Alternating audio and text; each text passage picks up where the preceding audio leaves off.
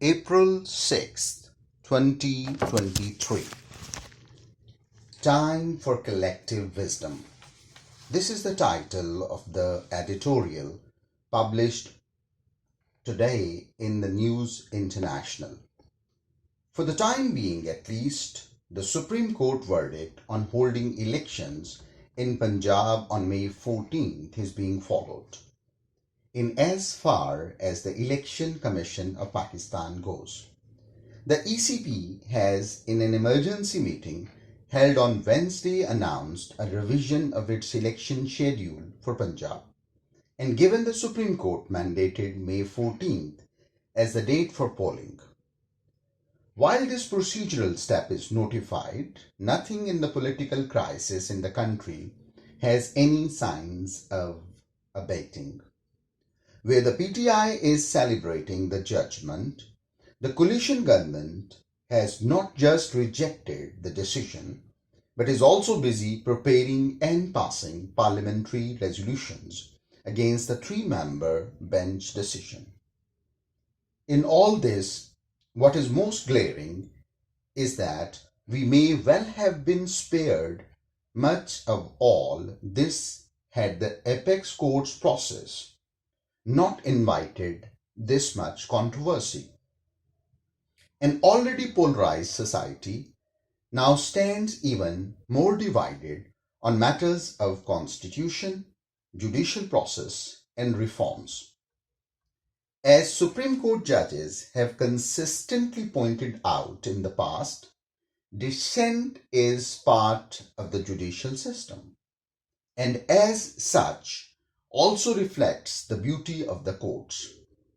But the fine line between dissenting judgments and a completely divided superior court is unfortunately playing out for all to see. And we have politicians from all sides working the divide to their own benefit. Where there are invocations of April 4th and the murder of justice, there are also celebrations of the Supreme Court defeating the doctrine of necessity. All of this and none of it may be true, but for now justice itself stands in the crosshairs of an extremely ugly fight that started more than 5 years back and has continued to get uglier by the day. It may then be all the more reason to advocate for long-lasting judicial reforms that ensure that the judicial branch sticks to its constitutionally mandated role. The Supreme Court Practice and Procedure Bill 2023 is seen as one step in that direction, and there is still waning hope that this is realized by those who are painting it without justification as a ploy to take away powers from the Supreme Court. In reality, the law is trying to set right some of the more common courtly controversies we have had to face recently. And indeed, the apex court is in need of stepping out of the unnecessary attention it has been placed in by self-serving political factions. But all this is not well when even fellow judges of the superior judiciary are openly being critical of issues like bench formation and perceptions of partiality.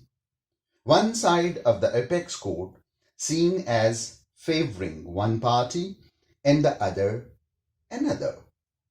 Given the highly volatile political atmosphere and the needless controversy following the courts, this perception could have been done away with had a full court bench been formed to hear these constitutional cases. The Punjab election issue is even traced by legal experts right back to the Supreme Court's reinterpretation of Article 63A, which changed the political dynamics in Punjab Assembly altogether.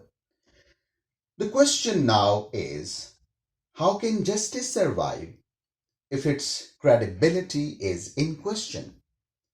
It is for this reason that the judiciary too may need to come up with a way to reach out to each other and resolve its internal crisis.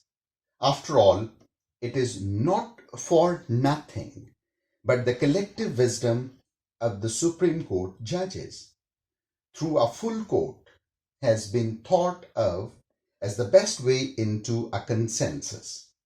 May collective wisdom triumph individualism so that the superior judiciary can be rightfully seen as the final and impartial arbiter of justice in the land. This was Noshab A. Khan, attorney at law. Thank you.